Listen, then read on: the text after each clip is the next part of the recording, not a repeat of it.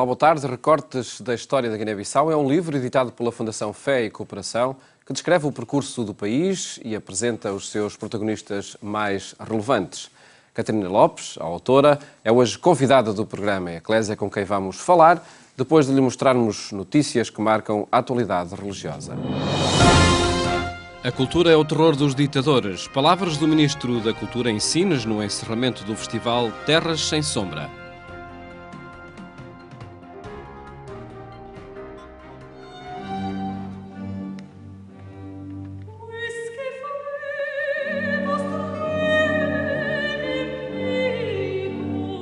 Khaled Al-Assad foi distinguido com o Prémio Internacional Terras Sem Sombra na categoria de Património Cultural. A edição deste ano sublinhou o exemplo e o trabalho desenvolvido pelo arqueólogo sírio que, aos 82 anos, foi assassinado em Palmira, o local a que dedicou o seu estudo e a sua vida.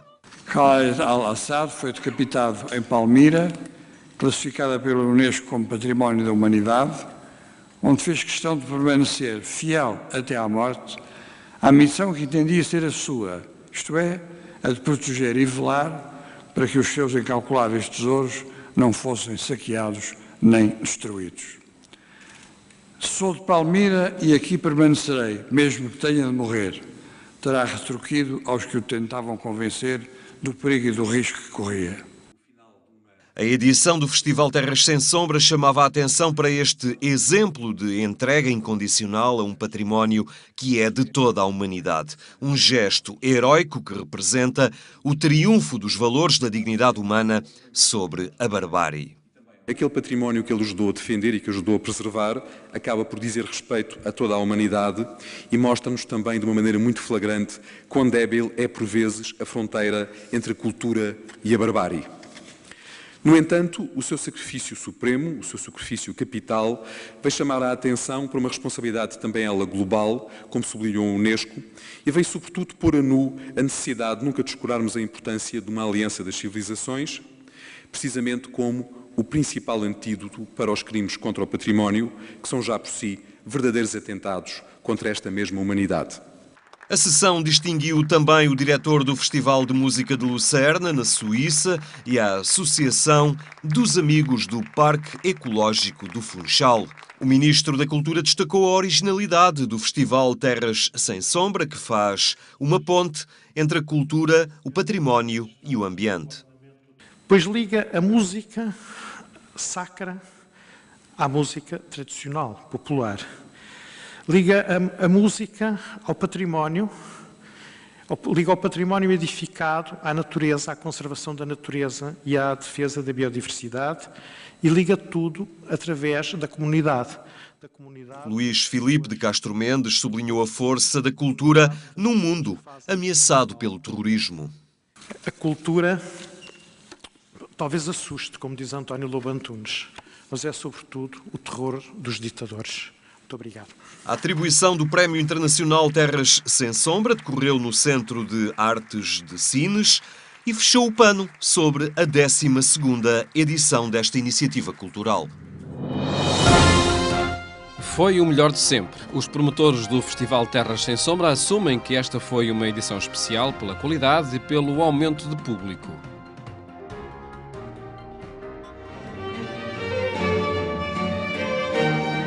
Sines, Ferreira do Alentejo, Almodóvar ou Santiago do Cacém são apenas alguns dos destinos do Festival Terras Sem Sombra, que na sua 12ª edição levou ainda a música e a biodiversidade até Odmira, Serpa, Castro Verde ou Beja. O Baixo Alentejo, unido num itinerário artístico que todos os anos casa a cultura, o património e o cuidado pelo meio ambiente. A edição deste ano chegou ao fim e a organização não tem dúvidas. Foi claramente a melhor edição do festival de sempre. A melhor edição do ponto de vista artístico, de facto a programação foi mais ampla, foi mais profunda, foi mais diversificada, tocou públicos diversificados, tocou um público, digamos, bastante alargado e com uma presença muito grande de estrangeiros, que é uma coisa que registramos com grande interesse. E, por outro lado, também, um aspecto que nos parece digno de atenção é que o número de espectadores aumentou cerca de 12%. Um indicador do caminho que esta iniciativa tem feito, consolidando a sua proposta cultural e cativando cada vez mais público. As pessoas chegam do Alentejo, das principais cidades do país e cada vez mais da vizinha Espanha. A ligação à Espanha está a resultar muito bem. O público espanhol e os muitos estrangeiros que vivem em Espanha aflui ao nosso programa, aquilo que temos para lhes oferecer. E, por outro lado, também estrangeiros que estão no Algarve e que estão também na Grande Lisboa começam a aparecer num número significativo. O público português tem sido um público fiel, naturalmente vai-se renovando. Alguns dos nossos espectadores já faleceram, vão surgindo novos espectadores. Há uma boa adesão também, digamos, do público mais jovem. Esta internacionalização é uma estratégia que quer mostrar o que há de mais interessante no país e no Baixo Alentejo, um território marcado pela sua biodiversidade e a riqueza do património artístico. Mas agora já se pensa na 13ª edição, que já está a ser preparada. Ainda é, por enquanto, para nós, um pouco um enigma. Tudo está dependente da possibilidade de sobrevivência ou não do Departamento do Património Histórico e Artístico da Diocese, que é quem organiza este festival, mas nós estamos confiantes em que o diálogo entre a Diocese de Beja e o Ministério da Cultura seja rapidamente, enfim, reatado e se consiga, no fundo, assegurar uma programação de qualidade que está já a ser desenhada. Mas eu diria que o nosso projeto gira muito em torno da espiritualidade na arte. Isto, aliás, corresponde, de certo modo, a uma sensibilidade que o Sr. Bispo Coadjutor de Beja, Dom João Marcos, nos transmitiu, que é a necessidade hoje, num mundo que passa demasiado rápido e que, sobretudo, por vezes se esquece das raízes, se esquece das origens, se esquece até da sua própria ligação, primeiro aos outros e depois também à própria natureza. E isto, de alguma maneira, vamos tentar, através de uma programação muito cuidada, transferi-lo para o campo da música, do património e da biodiversidade. Fundado em 2013, o Festival Terras Sem Sombra é uma iniciativa do Departamento do Património Artístico e Religioso da Diocese de Beja e da sociedade civil. Procura tornar acessível a um público alargado os monumentos religiosos como locais privilegiados para a fruição da música sacra e a divulgação do património natural e humano do Baixo Alentejo. Portugal e a crise global, só a águia voa sozinha. Um livro que reúne análises de Adriano Moreira. O Instituto Superior de Ciências Sociais e Políticas em Lisboa recebeu o lançamento do novo livro de Adriano Moreira intitulado Portugal e a crise global, só a águia voa sozinha. A publicação reúne textos do professor universitário sobre a evolução internacional de Portugal durante a sua vida. Passou de ser parte do Império Euromundista para uma situação que foi sendo de país exógeno, quer dizer, sujeito a consequências de decisões em que não toma parte, depois do Estado exíguo, porque tem uma relação deficitária entre recursos e gastos. E chegou mesmo a uma situação que eu considerei incómoda e a que alguns chamaram mesmo protetorado, que foi a discussão com a Troika, em que eu não gostei de ver ministros portugueses a discutir com funcionários. O político português explica o que considera o grande problema que levou à escolha do subtítulo Só a águia voa sozinha para a sua nova obra.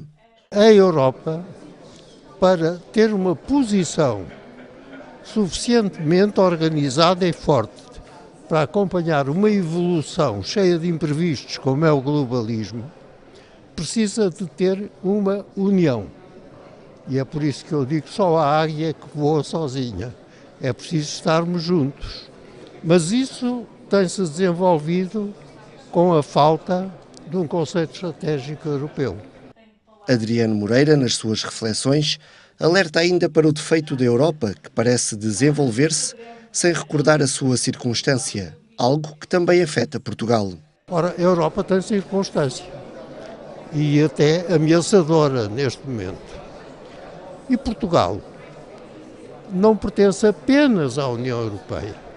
Portugal tem circunstância e nessa circunstância inclui-se uma organização que é a CPLP. Portugal pertence às Nações Unidas. Como a Europa parece não reparar que tem a circunstância. Nunca ninguém convocou o Conselho Económico e Social para enfrentar a crise mundial em que nós estamos. Bom, Portugal também pertence ao Instituto Internacional da Língua Portuguesa.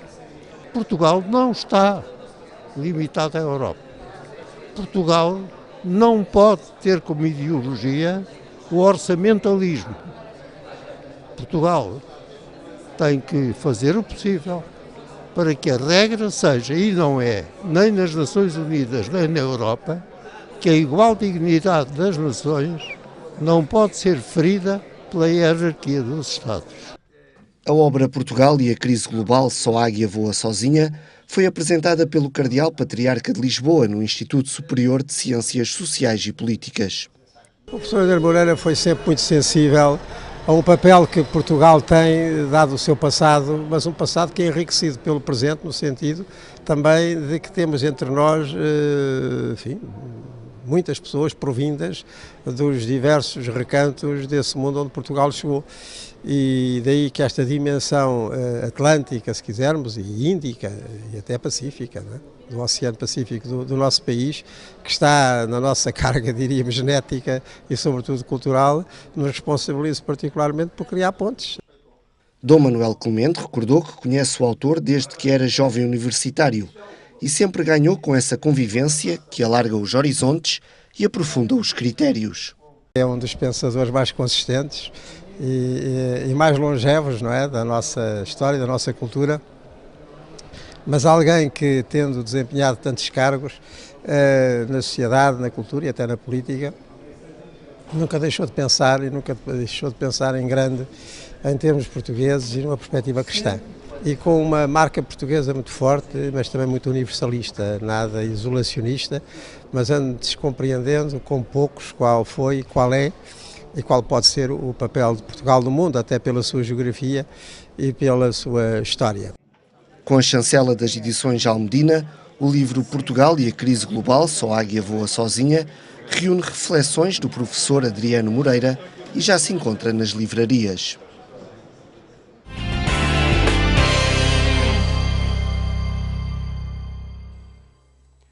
Em agência.eclesia.pt encontra estes e outros temas em atualização permanente.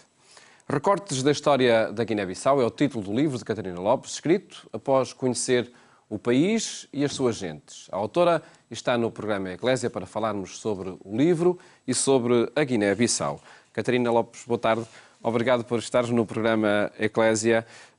A primeira pergunta que gostava que nos falasse era sobre o contexto em que surge este livro. Há uma ligação pessoal, primeiro, muito forte à Guiné-Bissau e é daí que resultou o livro? Há uma ligação a vários níveis. Depois o pessoal foi entrando também. A primeira ligação foi, de facto, em 2000. Fui numa experiência de voluntariado à Guiné-Bissau. E foi um mês, estava a trabalhar, portanto foi o meu mês de férias e marcou-me de tal forma que eu disse que iria voltar novamente à Guiné-Bissau. Depois soube que a FEC estava a abrir vagas para partirmos e então eu disse, vou-me despedir e vou embarcar. Pronto, foi assim que começou o arranque, marcado e que se vê retratado até no livro. Parte desse retrato está aqui representado. Nós éramos para ir em novembro, dezembro de 2000 e, entretanto, foi assassinado o general Ensumano Mané e, a partir desse momento, ficou tudo no imprevisto. E partimos em 14 de janeiro de 2001. Pronto. Isso mostra muito também o que retrata o livro, também essa dimensão, essas alterações constantes. Os momentos políticos e da história da Guiné-Bissau. E ao contactar com essa realidade do país, essa realidade política, nomeadamente do país, que reação foste tendo? A Guiné, desde a independência, em média, nós estamos a falar de um poder político que permaneceu 2 anos e meio. Numa estimativa de 4 é muito pouco. Terá sido qualquer coisa como 16 vezes. Agora, estes últimos acontecimentos, há cerca de um mês atrás, passa a 17 vezes. E sempre golpes de Estado sempre sucessivos? De várias maneiras. Entre o golpe de Estado, há uma queda de governo, uma reestruturação, sempre muito marcado. Também dizer, e essa é a particularidade que eu vejo na Guiné, é que a Guiné não é só, e está retratado também neste livro, este livro não tem só guineenses, tem todos aqueles que fazem parte da sua história, seja positiva ou negativa. E há uma referência grande também a Cabo Verde, não é? A ligação de Cabo Cabo Verde à Guiné. Verde, Portugal também, e há referência até a pessoas, nomeadamente, nós temos aqui uma chilena, temos também uma pessoa do Mali, porque são pessoas que tiveram um papel importantíssimo. Quando eu digo importantíssimo, depois pode haver uma conotação positiva ou negativa. Em termos de história, é um facto. Todos aqueles, e isto é muito marcado, e o que criou a vontade de fazer este livro foi porque, em 2001, num encontro de professores numa escola, no meio do mato, de repente, o conflito de 98, aqueles 11 meses muito delicados, falou-se o que é que tinha acontecido. E na mesma sala havia alguns que colocavam figuras como tiranos e havia outros que os colocavam como heróis. O objetivo do livro foi um bocadinho registar, porque é verdade, cerca de 60% da população guineense é analfabeto, mas se nós não registarmos a história, ela passa só pela oralidade e então é muito fácil de deturpá-la. E neste livro tem essa particularidade, é dos poucos registros históricos sobre o percurso da Guiné-Bissau, sem considerações positivas ou negativas sobre os factos e sobre as pessoas. Não. O objetivo, e quando já me perguntaram como é que foi feito o processo de recolha dos dados, uma primeira etapa foram colegas que, através da internet, foram recolhendo.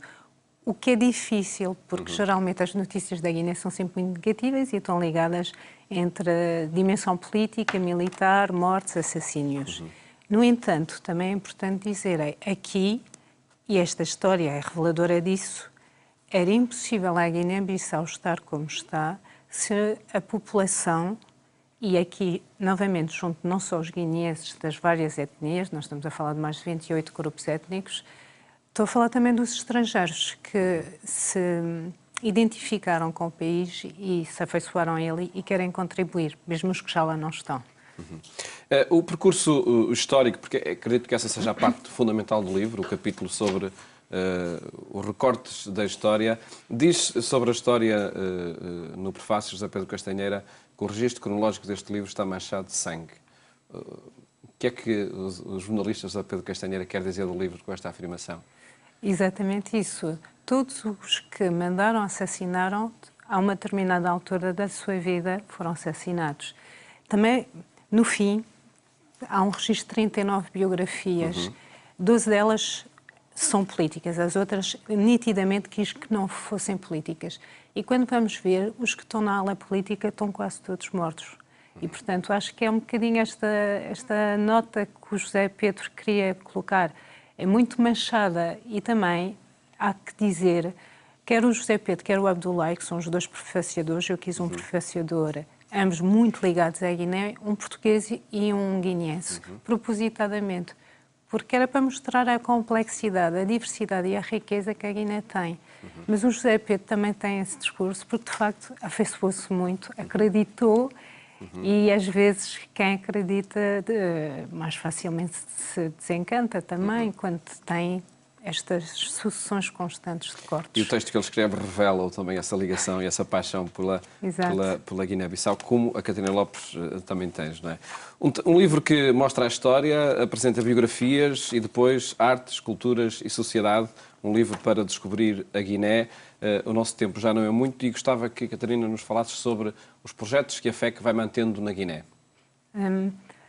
Também esta é a particularidade que se liga também com o livro. A FEC tem... Resulta também dessa ligação de há muitas décadas. Desde 2001, a FEC tem permanecido independentemente de haver golpes ou não golpes.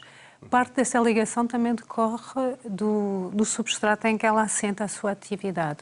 Nós fomos para a Guiné-Bissau através da Igreja e do Estado português, portanto foram dois aliados. Um que nunca saiu do país, independentemente de haver guerra, não haver guerra, permaneceram. Também dizer que a particularidade da FEC está em estar em territórios independentemente das convicções religiosas e políticas. E neste momento nós estamos a trabalhar não só no setor da educação, sempre na lógica de formar e potenciar competências, quer de recursos humanos, quer de instituições. Porque o objetivo é que Continuamos a acreditar. O país vai ser liderado e está a ser liderado. E estes percalços, de alguma forma, vão mostrando a resiliência deste pequeno, grande país que teve um impacto. Tanto teve um impacto até como a própria figura que está na capa não é despropositada. É a figura que criou, foi a primeira independência, em primeiro lugar, em 1973, ninguém os reconhecia e eles assumiram, graças a Amílcar Cabral, a sua independência unilateralmente e foram reconhecidos por muitos países. Em todo caso, é uma história que tem essa marca do assassinato desde essa hora, desde 1973. Tem essa marca e também tem uma marca muito forte. Quando me pergunta qual é o nosso trabalho, algumas das grandes linhas que ele tinha para o setor da educação, nós estamos a implementá-las também e elas fazem sentido. Fazem muito sentido. E é por isso que dedicas este livro a todos os Amílcares Cabrais da história? Precisamos de pensadores, seja para a Guiné, seja para qualquer país. E eu acredito convictamente que pela educação nós podemos mudar um país, uma sociedade e nos humanizarmos. A Guiné-Bissau em que acreditam é a Guiné-Bissau pensada por Amílcar Cabral? Não só, porque a Amílcar Cabral também esteve em Portugal. Amílcar Cabral conviveu com vários países da Europa e dos Estados Unidos também. E, portanto, eu acho que hoje em dia dizer que é só dele, também acho que seria pobre, mas também é muito dele, sim, do meu ponto de vista é. Esperemos que sim e que o país, enfim, encontre a estabilidade política e de convivência entre as suas gentes e felicidades para os projetos que a FE continua a desenvolver na Guiné-Bissau. Muito obrigada. O programa Eclésia fica por aqui, mais logo acompanhe-nos também na rádio, na Antena 1, pelas 22h45. Votos de boa tarde, até amanhã, se Deus quiser.